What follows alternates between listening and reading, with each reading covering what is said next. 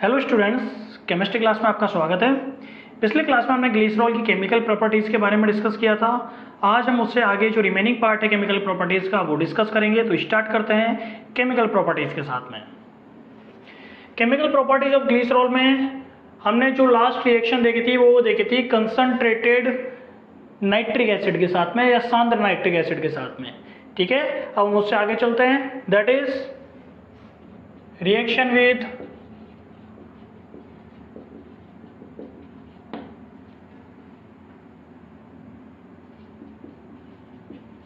Acetyl chloride और acetic anhydride. ठीक है, एसिटाइलेशन भी इसको बोलते हैं, एसिटाइलेशन। ठीक है, तो रिएक्शन देखेंगे एसिटिक एसिटिल क्लोराइड या एसिटिक एनहाइड्राइड के साथ अभिक्रिया, एसिटिक एनहाइड्राइड के साथ अभिक्रिया, और इसको एसिटिलीकरण भी बोला जाता है। क्या बोला जाता है? एसिटिलीकरण। ठीक है, एसिटिलीकरण भी इसको बोला जाता है। तो देखो रिएक्शन कैसे होती है। ये हमारे पास होता है CH2OH, CHOH और CH2OH। इसको बोला जाता है ग्लिसरॉल, ग्लिसरॉल। ठीक है, इस ग्लिसरॉल की रिएक्शन या तो हम करवाते हैं एसिटिल क्लोराइड के साथ में या एसिटिक एनहाइड्राइड के साथ में। तो हम रिएक्शन करवा देख लेते हैं एसिटिल क्लोराइड के साथ में। क्या होता है? Cl double bond OCH3। ठीक है, इसका नाम होता है एसिटिल क्लोराइड, एसिटिल क्लोराइड इसका नाम होता है। और इस एसिटिल क्लोराइड के हम 3 मोल लेते हैं। कितने मोल लेते हैं? 3 मोल लेते हैं और रिएक्शन करवा देते हैं किससे? ग्लिसरॉल से। तो देखो क्या निकलता है हमारे पास, ये 3 हाइड्रोजन, ठीक है, और ये 3 Cl, ठीक है, -3 HCl, -3 HCl ये बाहर हो गया।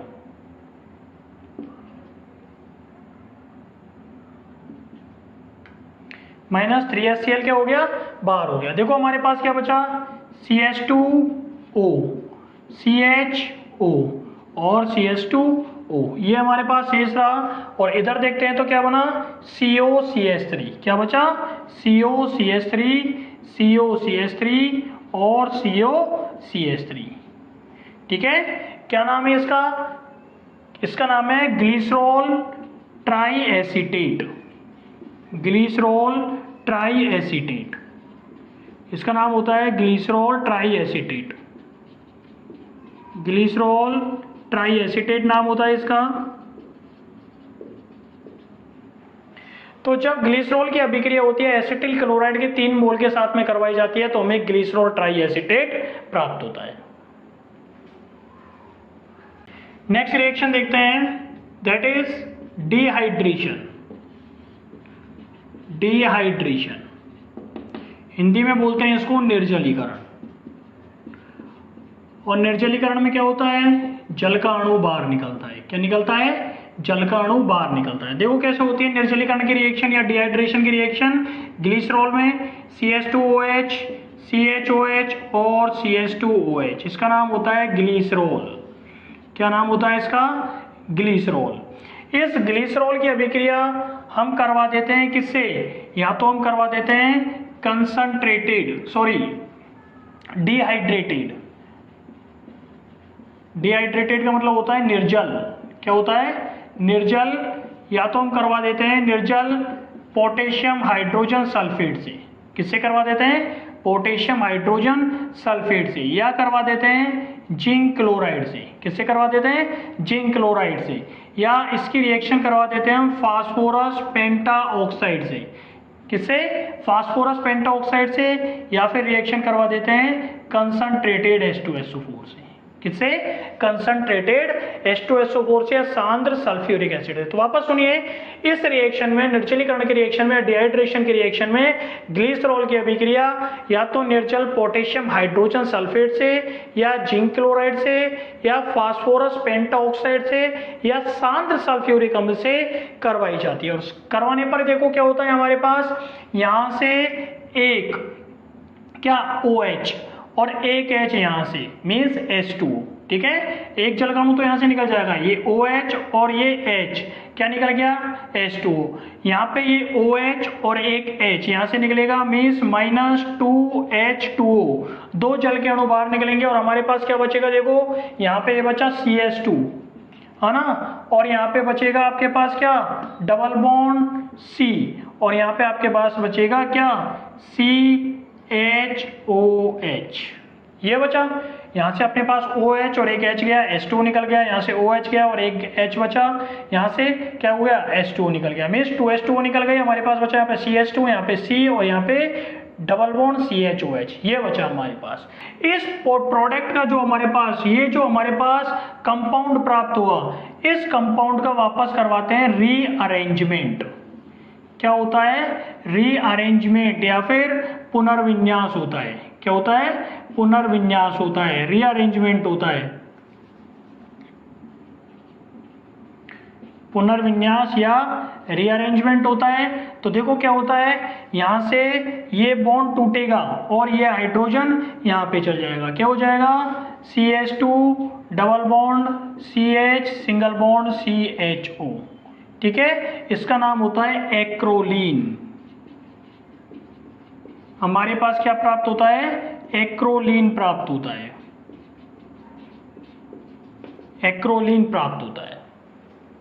तो जब ग्लिसरॉल की अभिक्रिया या तो निर्जल पोटेशियम हाइड्रोजन सल्फेट या जिंक क्लोराइड या फास्फोरस पेंटाऑक्साइड या सांद्र सल्फ्यूरिक अम्ल कंसंट्रेटेड H2SO4 के साथ में करवाई जाती है तथा प्राप्त उत्पाद का जब पुनर्विन्यास करवाया जाता है तो हमें क्या प्राप्त होता है? एक्रोलीन प्राप्त होता है।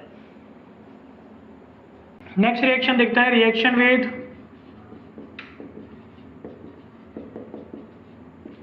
Triphenyl methyl chloride. Triphenyl methyl chloride देखो क्या होता है? C6H5 का होल 3 CCl, ठीक है। तो ट्राइफेनिल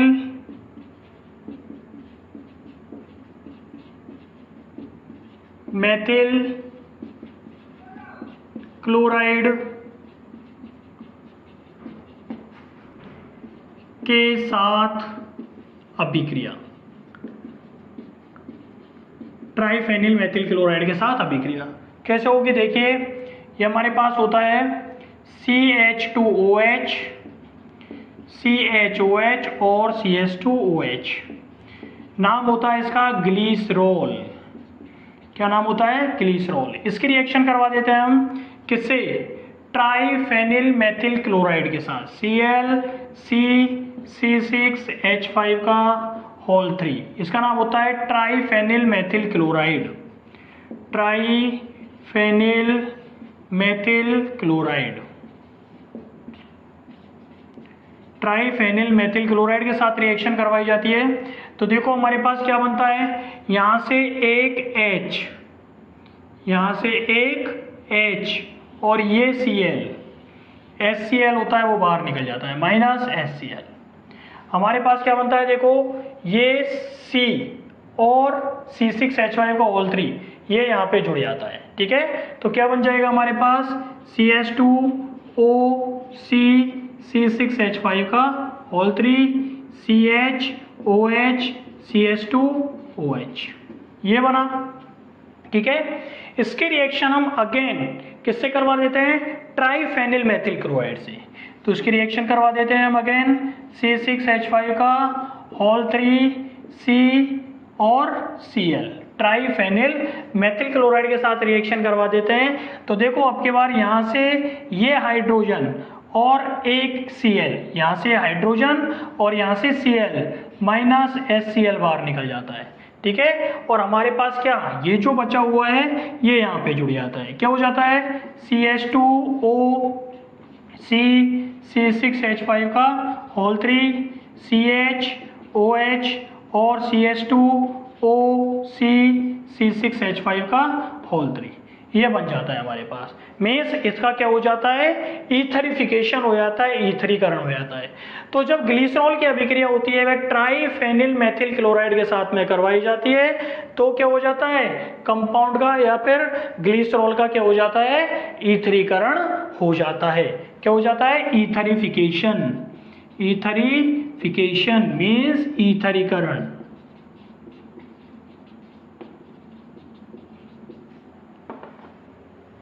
नेक्स्ट देख रहे हैं रिएक्शन विथ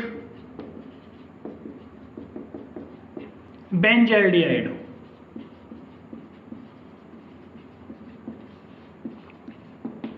ठीक है, बेंजल्डिहाइड के साथ अभिक्रिया।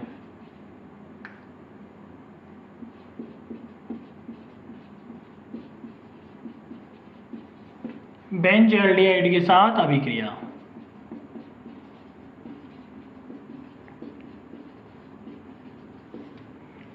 दो कैसे होती है, ये हमारे पास होता है ग्लिसरॉल।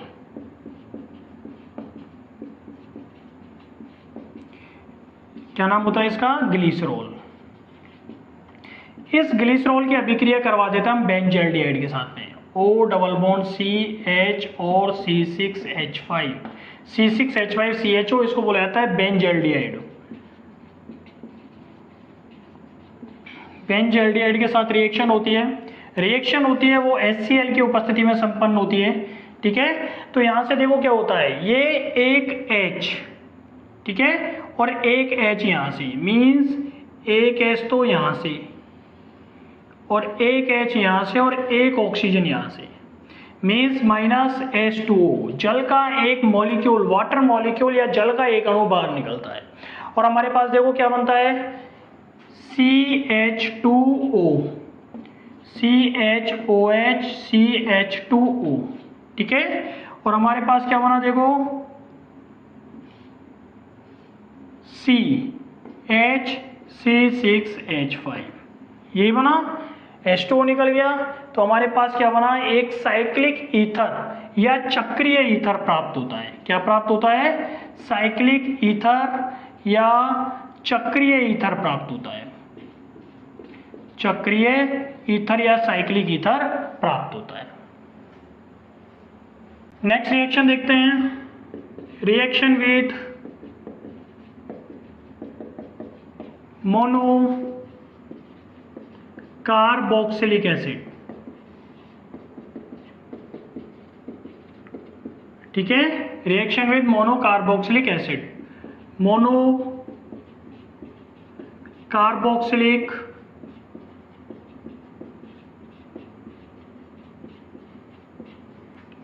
अम्ल के साथ अभिक्रिया,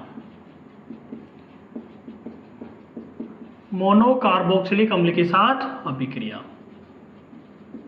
ठीक है, देखो कैसे होती है, देखिए रिएक्शन कैसे होती है। ये हमारे पास होता है CH2OH CHOH और CH2OH, नाम होता है इसका ग्लिसरॉल। ग्लिसरॉल होता है, इसकी रिएक्शन करवा देते हैं हम एसिटिक एसिड से, मोनोकार्बोक्सिलिक एसिड से करवाते हैं। सपोज कीजिए हमने करवा दी एसिटिक एसिड से, दैट इज CH3COOH।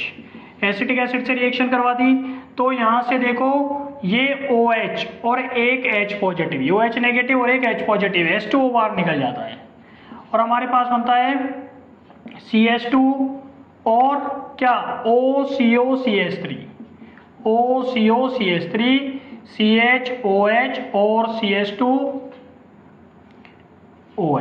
ठीक है, क्या नाम होता है इसका, इसका नाम होता है ग्लिसरॉल मोनोएसीटेट। ग्लिसरॉल मोनोएसीटेट। इस ग्लिसरॉल मोनोएसीटेट की जब अगेन रिएक्शन करवा देते हैं हम एसिटिक एसिड के साथ में। ठीक है, तो एसिटिक एसिड से रिएक्शन करवाएंगे तो ये OH और एक H -H2O अगेन निकल जाता है और हमारे पास बनता है CH2OCOCH3 CHOH और CH2OCOCH3। इसका नाम होता है glycerol diacetate. Glycerol die acetate.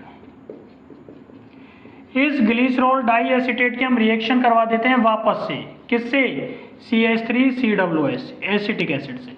तो अगेन यहाँ से एक OH और एक H माइनस H2O बाहर निकल जाता है और हमारे पास बनता है CH2OCOCH3 और CHOCOCH3 और CH2OCOCH3।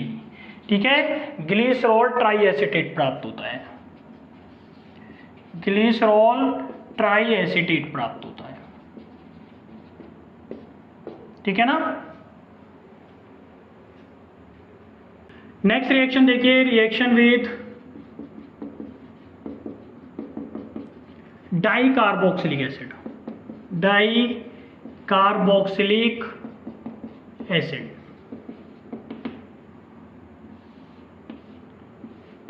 डाई कार्बोक्सिलिक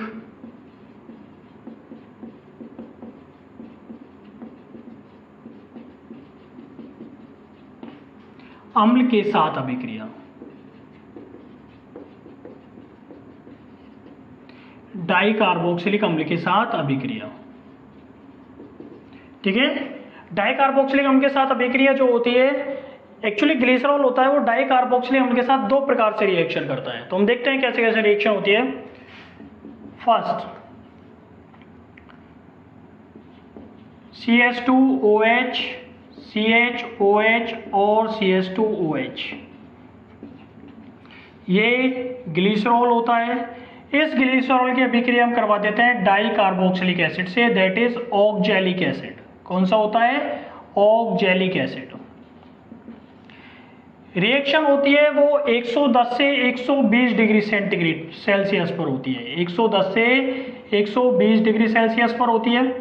ठीक है, और 110 से 120 डिग्री सेल्सियस पर होगी तो देखो क्या होता है, यहाँ से ये OH और यहाँ से ये H माइनस H2O जल का अणु बाहर निकल जाता है। ठीक है, और हमारे पास देखो क्या बचता है, CH2OOC और COOH और CHOH CH2OH। ठीक है, क्या नाम होता है इसका? इसका नाम होता है ग्लिसरॉल डाइऑक्सिलेट। क्या नाम होता है इसका? ग्लिसरॉल डाइऑक्सिलेट। ग्लिसरॉल डाइऑक्सिलेट नाम होता है इसका। अब देखो, इसको जब गर्म किया जाता है, ठीक है, तो यहां से एक CO2 का अणु बाहर निकल जाता है, इसमें डीकार्बोक्सिलेशन होता है, विकार्बोक्सिलीकरण की प्रक्रिया होती है और क्या निकलता है, यहां से कार्बन डाइऑक्साइड बाहर निकलती है और हमारे पास देखो क्या बनता है, CH2 COOH CHOH और CH2OH।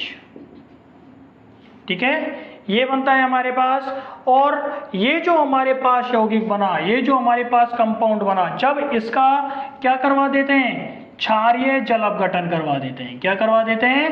क्षारीय जल अपघटन, एल्केलाइन हाइड्रोलाइसिस, क्षारीय जल अपघटन जब करवाया जाता है तो देखो क्या अवस्था है हमारे पास है HOH। तो देखो क्या निकलता है, ये OH को इसके साथ जोड़ दो CH2 के साथ में, क्या बनेगा, CH2OH CHOH और CH2OH। क्या नाम हो गया इसका? ग्लिसरॉल।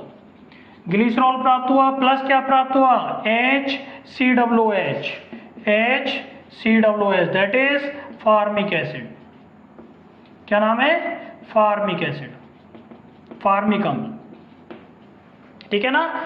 तो जब ग्लिसरॉल की रिएक्शन होती है वे ऑक्जेलिक अम्ल के साथ में 110 से 120 डिग्री सेल्सियस पर करवाई जाती है, तो H2O का अणु या जल का अणु या वाटर मॉलिक्यूल होता है वो बाहर निकलता है तथा ग्लिसरॉल डाइऑक्सिलेट प्राप्त होता है। यहाँ से ये जो ग्लिसरॉल डाइऑक्सिलेट होता है इसमें विकार्बोक्सिलेशन या डीकार्बोक्सिलेशन की प्रोसेस होती है और ये हमें कंपाउंड प्राप्त होता है। इसका जब क्षारीय जल अपघटन करवाया जाता है तो हमें ग्लिसरॉल और फार्मिक अम्ल प्राप्त होता है। देखिए सेकंड तरीके से कैसे रिएक्शन करता है। ये हमारे पास होता है CH2OH CHOH और CH2OH। नाम होता है ग्लिसरॉल। इस ग्लिसरॉल की क्रिया करवाते हैं हम वापस से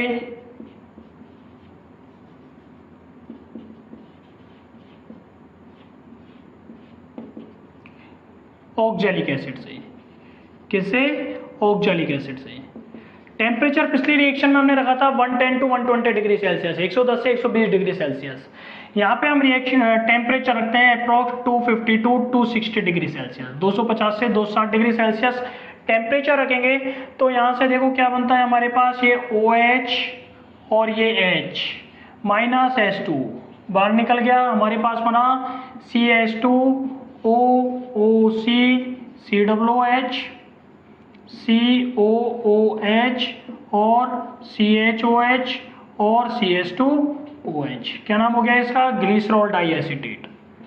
ग्लिसरॉल डाइएसिटेट ये प्राप्त होता है हमें। अब देखो इस ग्लिसरॉल डाइएसिटेट को जब हीट किया जाता है, ठीक है ना, तो यहां से देखो आप, ये एक H2O का अणु, यहां से ये एक H2O का अणु बाहर निकल जाएगा यहाँ से, ये CO2 का अणु बाहर निकल जाएगा यहाँ से, और एक CO2 यहाँ से ये बाहर निकल जाएगा। ठीक है, तो क्या निकल गया? -2CO2 और एक क्या निकल गया? वाटर मॉलिक्यूल बाहर निकल गया। क्या बचा हमारे पास?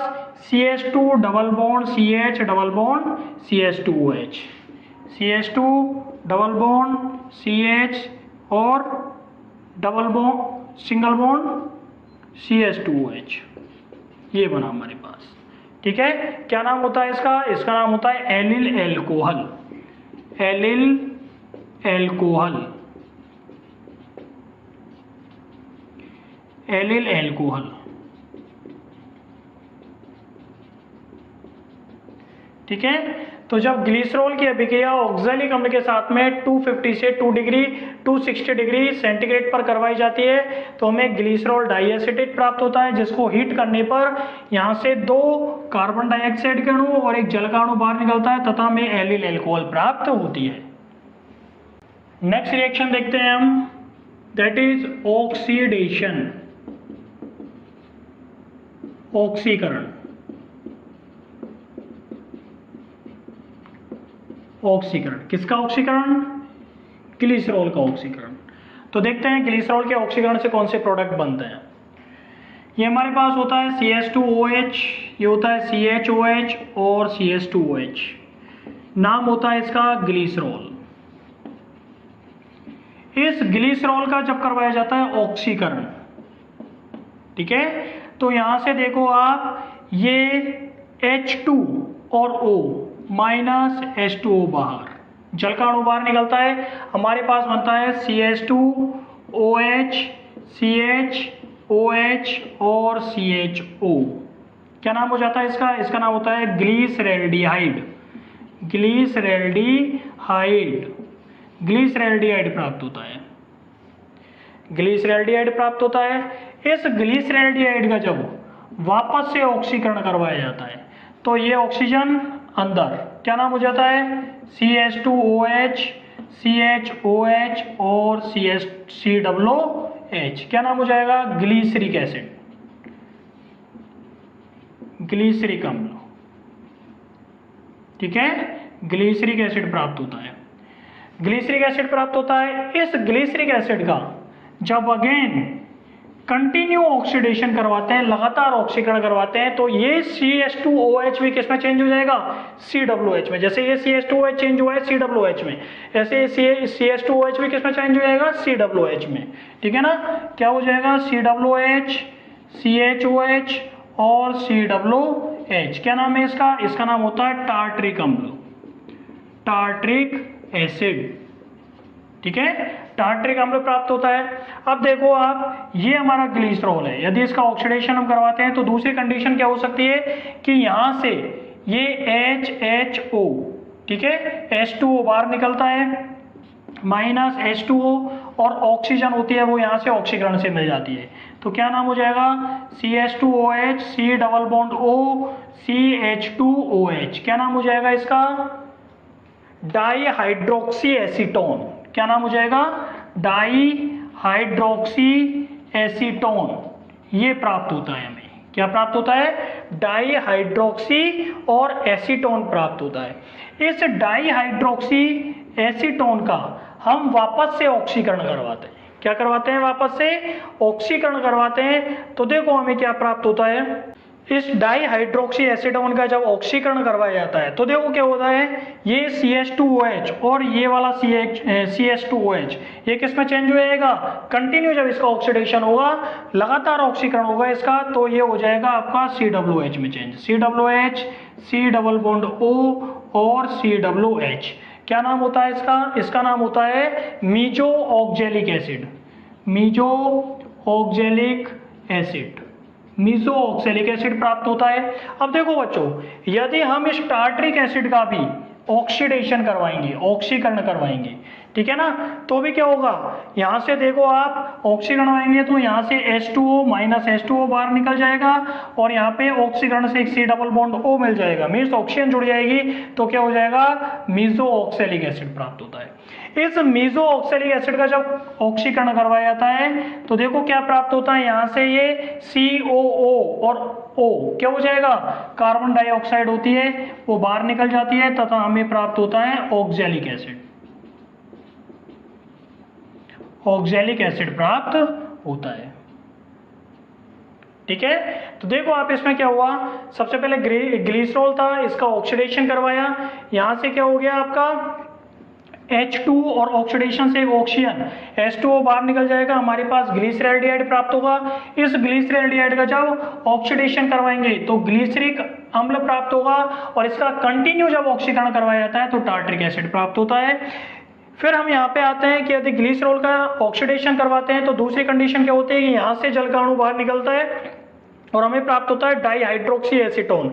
इस डाईहाइड्रोक्सी एसीटोन का कंटिन्यू ऑक्सीकरण करवाया जाता है तो हमें मीजो ऑक्जेलिक एसिड प्राप्त होता है। ये meso oxalic acid tartaric acid का ऑक्सीकरण करवाने पर भी हमें प्राप्त हो सकता है, और जब इस मीजो ऑक्जेलिक एसिड का ऑक्सीकरण करवाते हैं तो हमें ऑक्जेलिक एसिड प्राप्त होता है। आज के लेक्चर में बच्चों इतना ही।